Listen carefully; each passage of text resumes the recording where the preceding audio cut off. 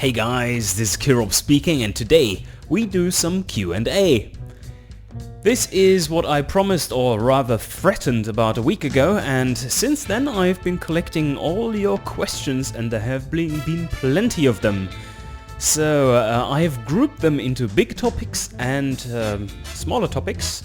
There are 26 smaller topic questions and five big topics to answer. I have made a little write-up of 8 pages long that I will be linking down below. So if you want to have my script to read at the same time, if you have problems understanding my slight accent, yes, then you are welcome to read it at the same time. I think we start off with the big topics. So let's go into it. The first big topic I want to discuss is the reoccurring question of hybrids, tech, electric cars and rotaries. It's not an easy question to answer because there is a bit more we have to look into in order to make a good decision on whether to include it or not, and I want to help you get to the same conclusion. So, if I pull up this little market share graph, which I found online somewhere, just Google image search for market share of hybrid tech, then you see that it about started in year 2000, and since then the market share has increased to about-ish 2%. In 2011. It doesn't seem to be increasing any further because probably electric cars are taking a share of the increase nowadays.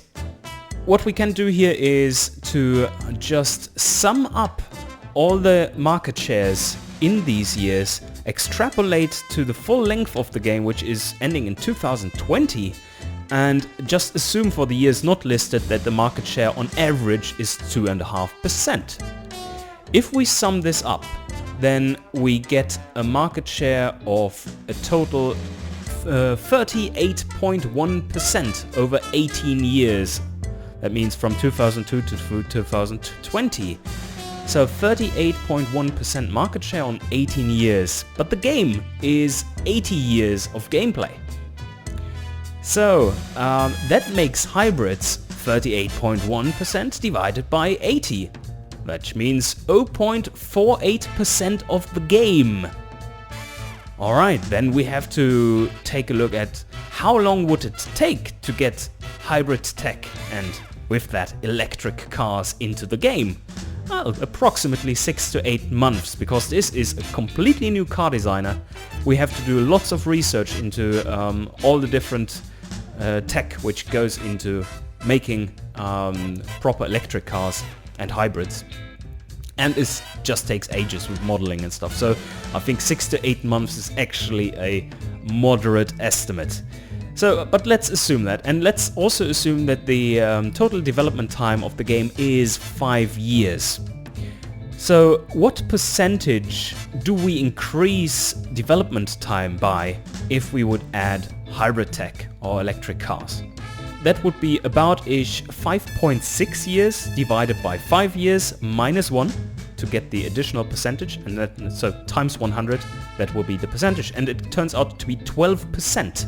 So we increase development time by 12%, so that means that in effect, when you are asking for hybrids, you are asking us to spend 12 divided by 0.48, which is exactly 25 times as much time on hybrids on a relative basis compared to the whole other part of the game, like the main part of the game. As you can see, 25 times as much time than on other things on a relative basis. That doesn't sound good, does it? And the same of course goes for electric cars, and they have even smaller market share. And as you can see, with 25 times time wasted, so to say, this is just not worth it. I mean, no one uses these things, really. Well, nowadays 2.5%, but who fucking cares? That's just the reality of it. I mean, it's not feasible for us, especially not for a small team like us. While it's amazing tech and would really fun to have it if we would get it for free, it won't happen, not anytime soon. The same, sadly, is true for Rotaries as well. Those will not see the light of day in Automation 1.0 and probably not afterwards either, but they have the advantage that they are absolutely awesome. So we would love to have them in the game, but probably won't happen. The next big topic, of course, is diesels, and those are being asked for all the time. That's probably either the most asked for feature or the second asked for feature after "Can I drive my vehicles?" After the previous calculation, you would probably expect that should look very much different for diesels, and you would be right assuming that. So let's take a look at the factual numbers. I have here a diesel market share from 1990 to 2005 in Western Europe. So that is 16 years of data. I have looked at newer data as well, and the percentage is actually falling. Also, we have to remember that Western Europe is the primary diesel market. There is no other market in the world which has as much diesel share of the market. So this will be a high estimate. But anyway, let's see what pops out of it. So we have 16 years of data here, and if you sum those up, the total market share gets to 449%. And let's just assume that in the years prior to that, like from the game's start to 1990, we had a linear increase up to that rough percentage. So let's assume an average of 5% market share in those 50 years prior to this data starting. So that would be 50 times 5, then plus the 449%, and then plus 15 times 40%, which is for the years following 2005. There are 15 more game years to play. And we just assume, okay, an average share of 40% because hybrid tech is coming in and so on. The market share for diesels goes down there quite a bit. So, and then we sum all those up and divide by 80. And we reach an average market share of 16.2% over these years, over all the years in which automation plays out. Our estimates for how long it would take to develop diesels is about-ish 6 months. Because there are quite a few things to change. We would have to make a new engine designer. It's more complicated than you think. It's not just adding like diesel to the fuel list. That would be awesome if it was that easy, but it's definitely not. A lot of things have to be done. The whole calculations have to change. Lots of rearranging and so on in the calculations and in the UI and so on. So it's not easy. If we really focus on it and the whole game is done, then I think it would take 6 months, and maybe a bit optimistic even. Alright, so we have those 6 extra months of development. Let's say, again, the game takes 5 years to develop in total, so that would extend our development time by half a year, which is then 10%. So is this feasible? So let's divide those 10% by the 16.2%, which they would be of the total game. And what we reach is a number below 1, as compared to before, for hybrid electric tech, of 25. So actually this is feasible. A number below 1 means that it's feasible on a relative basis. And that's a good thing, you say. Yes, so the next question should be, why don't you do it right now already then if it's feasible? Well, the simple answer there is the 6 months of development time are only realistic if the full game is already done and all the petrol engines have been developed. Bringing in diesels now already would be detrimental to the game development as a total. Also, I don't think you want to wait another half a year extra. It would make sense to get it out before that. So yes, diesels definitely one of the first things which we will look into after we have launched the game. They are feasible, and probably you will be able to see those at some point in automation. Not in automation 1.0, but after that. The next big topic I want to discuss is something which you did see come from a mile away. And that is, will we ever get the chance to drive our own cars we design? In automation? No, never. As a different standalone product, some point in the future, maybe? I don't know. And there are two big reasons for that. The first one is that a small indie team like ours should not even try to compete with AAA productions. There are so many excellent racing sim games out there that we, even if we tried, would not be able to do something that seems not poor in comparison. Too many negations there. So, I don't think we would even stand a chance. Also, it would take years to get done, which just isn't feasible for us. So what most people probably don't really understand in this is that even if we had, say, the luxury of 100 million bucks lying around in our bank account, would we then do a driving your cars in the game thing? No, we wouldn't. Outrageous, you say. How can that be? Well, that brings me to my second big reason. It doesn't make sense to have in the game, and let me explain that. Our game is a tycoon game in which you are supposed to design and market cars.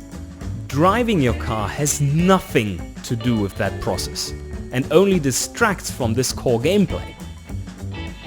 There is a car company tycoon game in which you were able to drive your cars, and that was Motor City, also called Oldtimer, in Germany at least. It definitely was a decent driving experience for a 1994 title. It was fun for like 2 rounds of driving, and then you never actually touched it again, because it just was not really part of the core game mechanics, and only wasted your time if you want to achieve anything in the core game. We are all for people modding the game such that cars can be exported with all their data to proper dedicated racing games like, for instance, R-Factor 2 or Assetto Corsa. And maybe we'll even get around to helping and providing such tools after the game is done. Who knows? We would love to do so. The next topic I would like to discuss is, when do we get X? Where X can be anything like, for example, there have been so many questions about when do we get the new engines, when do we get new bodies, turbo options, etc, etc. Of course, you guys don't really know our general timeline, so I thought I'd just lay it out to you. And it's pretty simple, really. First of all, well, we're just talking about the future now. You know the past. We have started out with the engine designer. We basically developed the game from inside out. So we start with the very core of a car, that is the engine. Then we build the car around it. And once we have this solid basis for the tycoon part to build up upon, we start with the tycoon part. And first then we start adding content, which is not really needed for the solid basis. For instance, who really needs like V16s to properly build a tycoon part? You don't, is the answer. You just don't. So we don't do it now. We just want a solid basis, and then we start the other things, and later we then add content to it. But what is up next then, you might ask? And the next update will be completing the car stats with miscellaneous things like reliability, costs, man hours, etc, etc. And probably already include car designer scenarios, which I'm pretty excited for. The next step after that would be to polish up the game, get out as many bugs as possible, polish up the UI, get the multiplayer mode revamped, and then prepare everything for getting on Steam Early Access. So this will basically complete the engine and car designer. It will round it off with some nice scenarios and stuff, and hopefully everything will be working out for Steam Early Access then. That is a big step, of course, huge milestone. It's basically the conclusion of the car designer. And once we are done, like I said, we move on to other things, and that would be the long process that is getting the Tycoon part going. That in itself will see numerous milestone updates, of course. While that is going on, there will be probably more carbon bodies coming as well all the time, because that is a continuous process as well. So after that, after all these milestones and stuff, we are planning to release a first Car Tycoon part demo. And that will be a huge milestone there, naturally. And then after that, once we have all the features in place, so to say, then we start adding content. And that will be like completely revisiting forced induction, redoing all the calculations, because they are not really that good right now. And we want to add more options, for example, B-turbos, twin scrolls, superchargers, and all this good stuff. And then we can add more engine types too. That's the content edition phase already. So probably the engine types are coming in the following order when I lay them out. That would be inline threes first, like the smallest engine in the game. Then V12s, because they are the largest normal engine you would build into a car. Then V6s, because people love them, it seems. Then i5s, then V10s, then Boxer 4s, then Boxer 6s, and finally V16s. So once we have most content added, we will be preparing for the final release of the game, which will be done with a huge beta phase where we balance campaign gameplay. That will probably still be a time where new content is arriving. It gels together with point number 5 with the addition of content. But overall, it will already have all the features in place and most of the content, so that we can properly balance the game. And then, of course, final step, release the game for good. So I hope that clears up a few questions regarding when do we get X, and should all make sense now. The next big topic I want to bring up is something that was posted by Monsieur Cone Dodger, whom you all know from some automation Let's Plays, and I thought his question was so leading and telling that I'm actually made not a normal question out of it, but a bigger topic. So let me first read what he had to say. What is the process in deciding what to add detail to and what to simplify? There are some elements of the game that are quite in-depth and detailed. For instance, turbocharger sizes and specifications, suspension settings like damper settings, and others that are quite simplified and lack detail, such as cam profile, timing maps, etc. The gearhead side of me craves as much detail as possible in every category, but that would probably lead to an incredibly dull game. So how do you, / the team, decide where to draw the line? And that is a really good question. There's quite a lot to it, so let's get started. I even think that he's kind of providing the point that I'm going to make in his question. So the first part of the answer is about perception. You, sir, are not the average Joe. Ask random, moderately car-interested people about valve lift, overlap, and duration, and then ask them about spring and damper stiffness. Then ask them about put options, carry trades, and forward guidance. Let me put things bluntly. What cam duration is to you is like hiring toilet cleaning personnel to someone else. As a gearhead, naturally your perspective is very skewed towards details that seem important, but really are not in the grand scheme of things. Okay, instead of me just saying, duh, you stupid, let me give you some examples, or two of them actually. Andrew actually did the fuel mapping for his car himself at some point. and it was an incredibly boring, tedious procedure. Now imagine having to do this for the full duration of the campaign for every model you design. Something like probably 100 cars or something.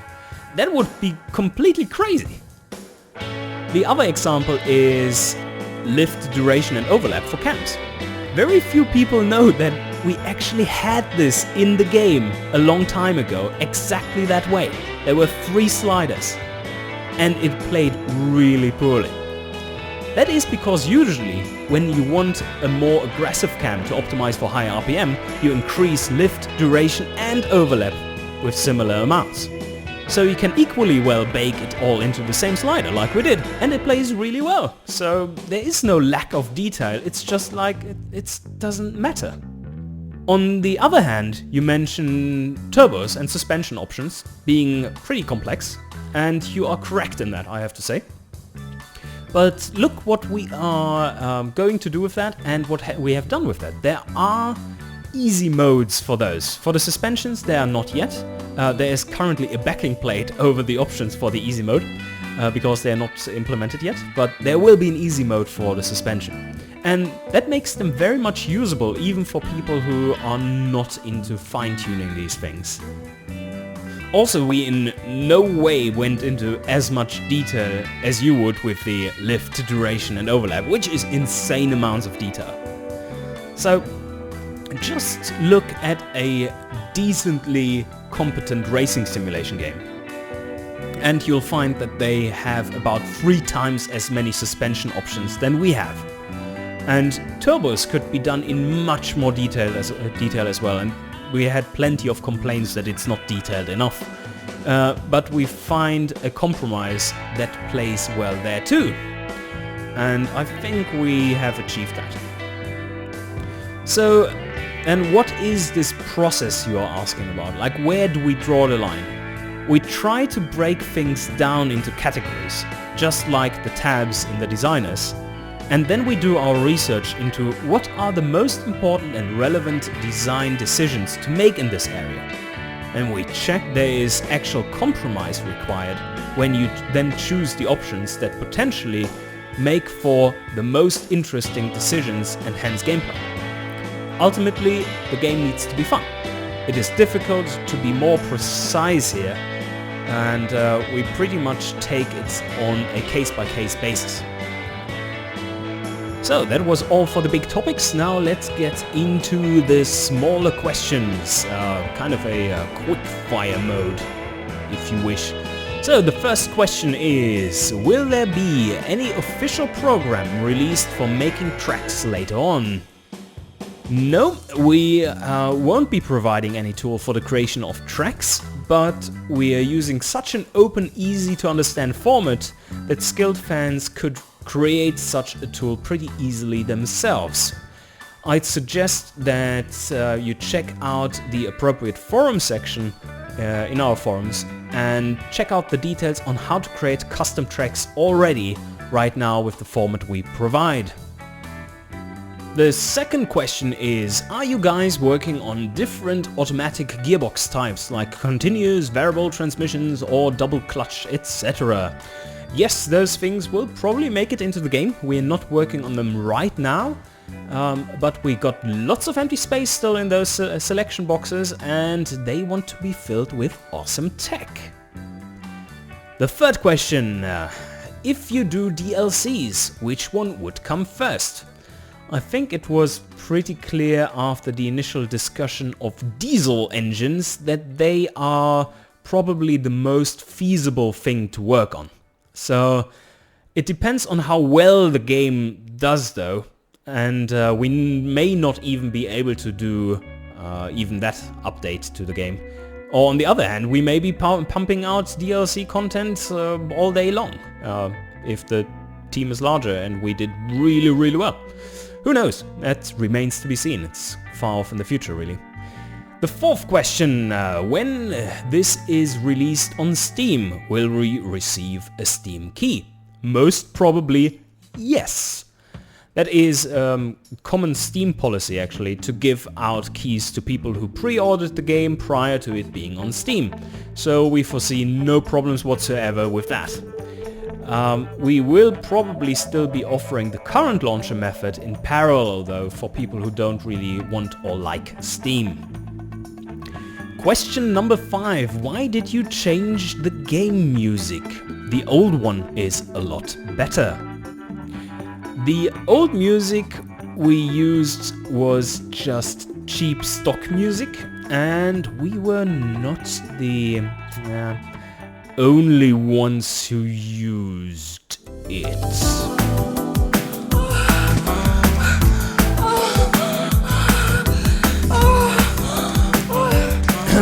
Yes, and while it may be pretty good music for porn, it's not quite what we envisioned as good music for car porn.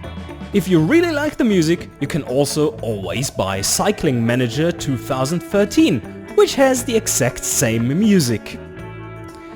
Question number 6. Trucks, SUVs and off-road vehicles.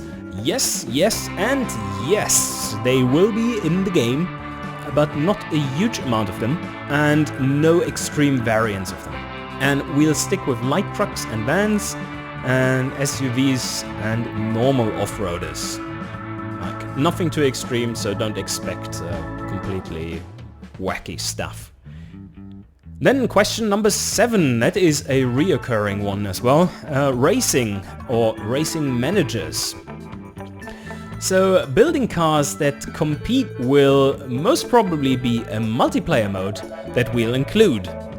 You get the track, technical limitations and specifications to adhere to, and then a time limit of say 10 minutes or 20 minutes to design the best car possible for that challenge.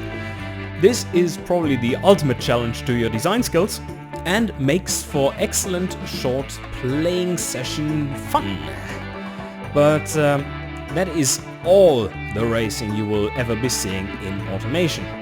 And we may be thinking about some kind of expansion pack or whatever later on if the game is successful, yada yada yada, and then maybe a long time after the main game releases. That would be an option, yes. Question number 8. Where is the 200 octane fuel? The 200 octane fuel we had in the game that was called dev meth or developer methanol, and it was in there for a reason. It was used to getting the octane requirements for engines right in testing, where we still were fiddling around with octane dependencies. Now that they are sorted out, we of course don't need it anymore. So let me ask you, how many completely fictional things are you seeing in the game right now? Right, yeah, I assumed as much. So no, it won't be coming back, but I'm sure as hell that this will be one of the first things which modders will take care of for you, because that is super easy to put in. That's like literally a minute of work. But we don't see it fit in the game, so it won't be there. Question number 9. Why is it more difficult to add more engine types than car bodies? That's a good one. There are so many more options and individual parts that need to be modeled for engines than for cars. Just look at how many fuel system configurations there are, for example. Also, we outsource some of the modeling of cars so that we can focus on other things which others cannot do for us. Getting a new engine type in the game takes about-ish a month of modeling, while getting a new body in would take about a week if we did it all ourselves. Question number 10. How will the game decide that your car looks good or not? It will not decide that at any point. We will not discriminate the player's taste, because that would be a really poor game mechanic. And this is a really interesting and important topic, and I have discussed this in detail in a thread in the forums, which you absolutely should check out. I have linked it here below in the video for question number 10, and yeah, you should have a read on it if you want to hear some good discussion on why we chose that we won't be discriminating cars' looks. Question number 11. Are you guys thinking of updating the UI? Yes, we are. That is one of the long-term things we are going to work out. And we plan on doing a full game engine switch to Unity at some point during the later stages of development, when we otherwise are mostly busy with balancing stuff. Then Kaz hopefully will be a bit freed up for switching over to a new engine. And that will allow us not only to make a much better UI, much more fluent and dynamic, and have it all look much better, but also, and window scaling, of course, right? It would also probably allow us to potentially get onto Mac and Linux, which is a bonus as well. Question number 12. How much content and detail will be featured in campaign mode? This is probably the part of the game that will be the most standard compared to other Tycoon games. And we want to create decent levels of detail, of course, otherwise this would look completely hilarious, like having the most in-depth car and engine designer ever and then have a super shallow economic simulation. That would be really weird. So no, we won't do that. So what kind of detail can you expect? Well, it goes so far as to like hiring specialized engineers to lead your various design and research teams, which give you various bonuses, almost a bit like with RPG aspects in it. Should be really fun. Building up and expanding your factories, of course, dynamic world markets and events, stock markets, maybe even commodity markets, and what gets included and what not depends on how well it plays and how many brain tumors it causes with its complexity.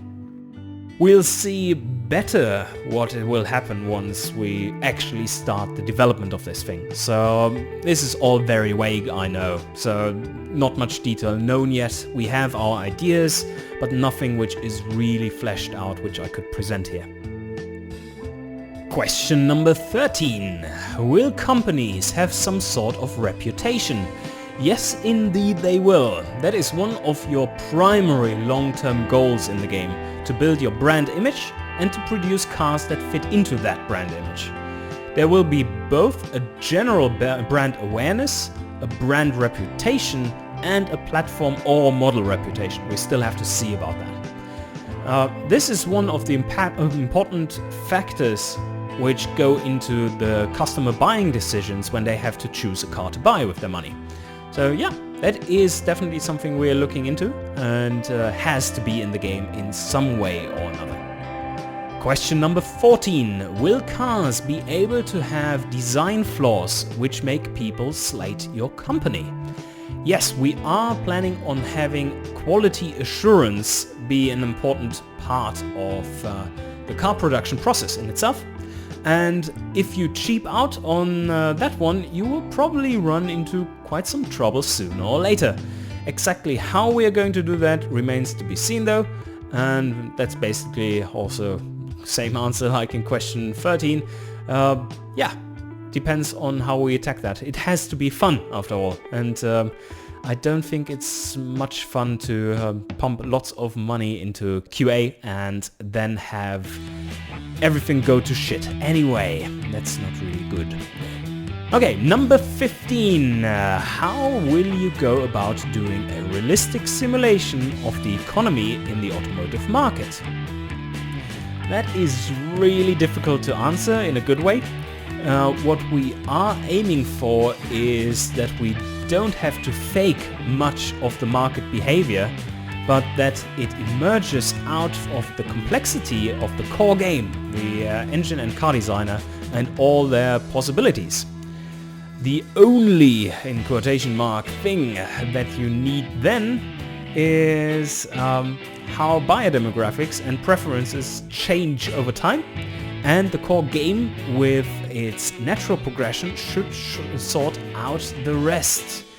So we are kind of hoping that part of it will solve itself by all the work which we have done previously, the solid foundation which we have through the engine designer and the car designer, and the progression therein.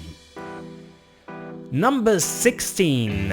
Will the Tycoon have scripted times for recessions and real-life events, or will they be proprietary to the game? There will be two main campaign modes, and one is historic and the other is custom. In the historic campaign mode, of course, the events will be more or less accurate in timing and effect as to what you know from your history books. And in the custom modes, starting conditions of the campaign, like you will probably have a customization screen at the start if you want to set up a custom campaign where you can switch around all kinds of things, starting conditions and so on.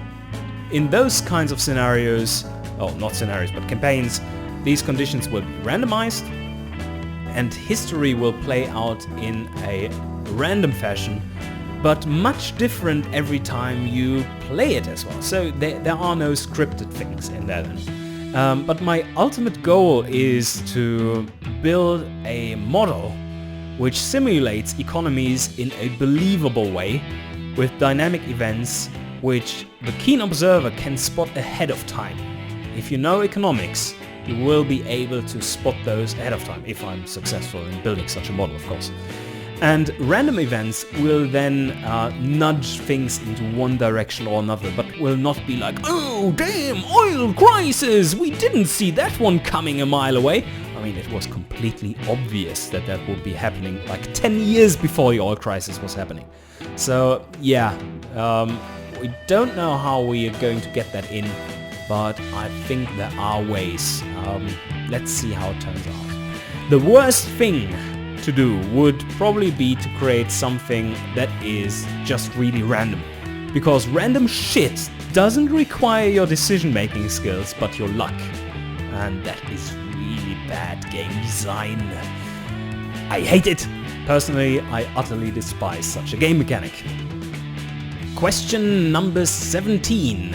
What function that is yet to be added are you most interested in?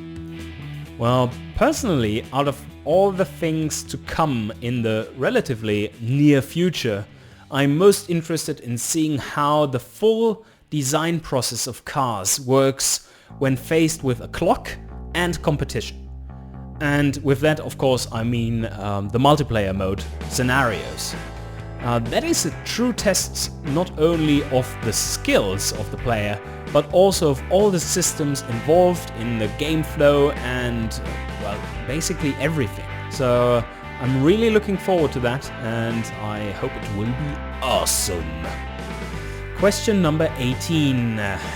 What in-game feature do you like the least or are most displeased with?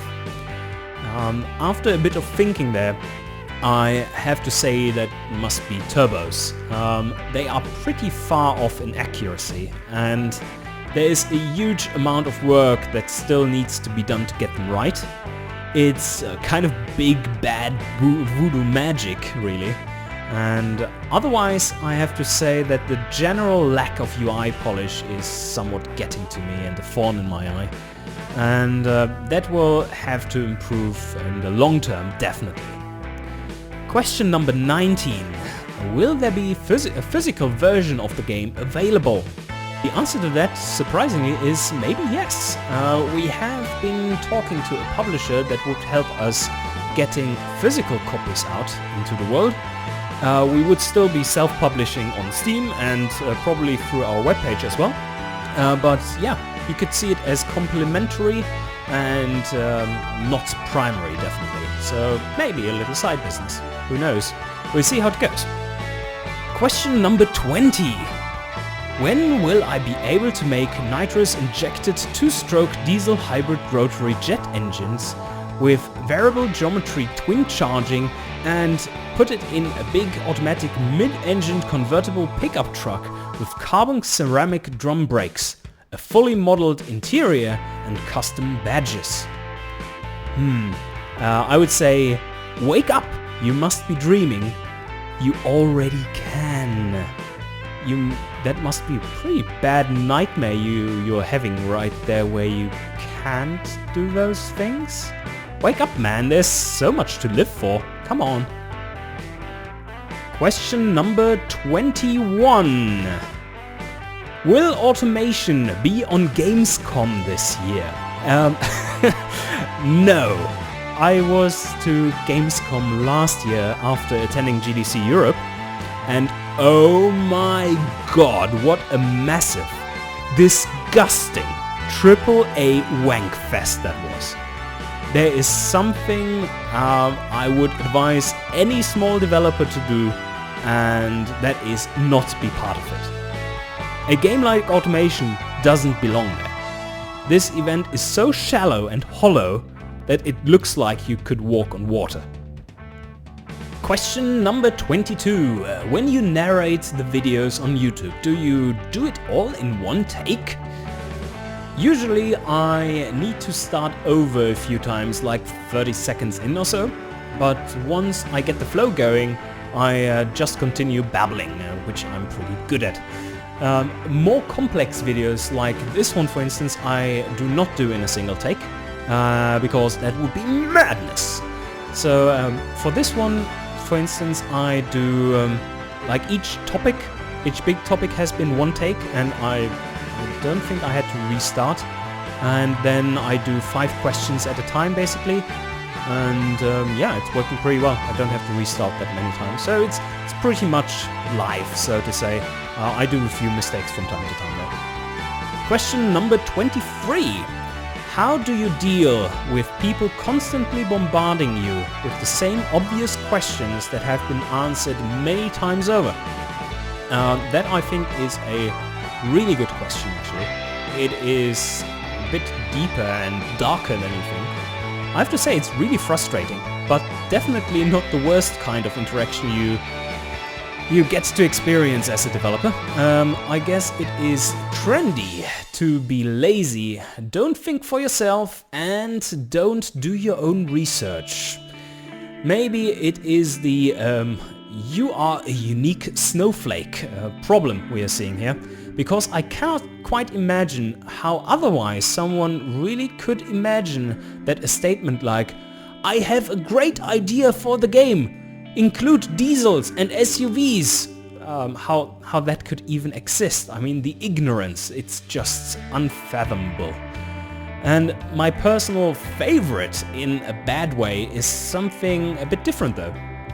I find it kind of heartbreaking to work my ass off for new features and see the team work really hard and work their asses off for new features, which you then proudly present in a video, and instead of getting any feedback or constructive criticism on that, you for the most part get completely unrelated comments like, "When do we get more engines? Why are there no diesels? I want more body types," etc. And how do you deal with that? Trying to ignore them for the most part, although I have to say I have a hard time doing that sometimes, and I definitely need to work on that.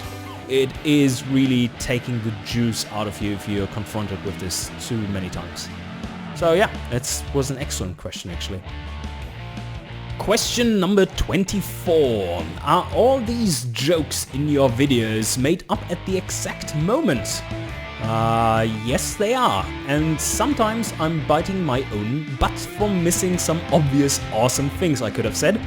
Like Adam, one of our primary beta testers, sometime pointed out after I made the Vantastic episode that I should have made an all-wheel drive version and then called it the Vantastic 4. Fuck! Yes, exactly. Damn it, I missed that one. I would probably suck at stand-up comedy though, so I think most people just don't really enjoy bad semi-German dry humor as much as some of you do. So, why exactly did the devs move to New Zealand? That is question number 25. And there are several reasons for that. Economically, it makes just a lot of sense.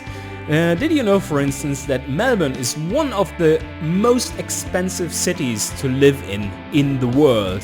It is even more expensive than Tokyo.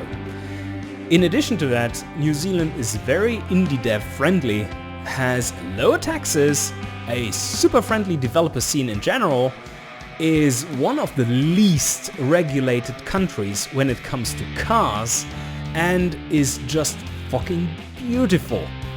That should be more than enough reasons, really, and damn, I'm still stuck here for a while longer. I really want to be down there as well. Question number 26, the final one. What will happen after automation is finished? Well, we'll all look back and laugh at how naive we were when we started this project. And smile. Hope you enjoyed. See you guys next time.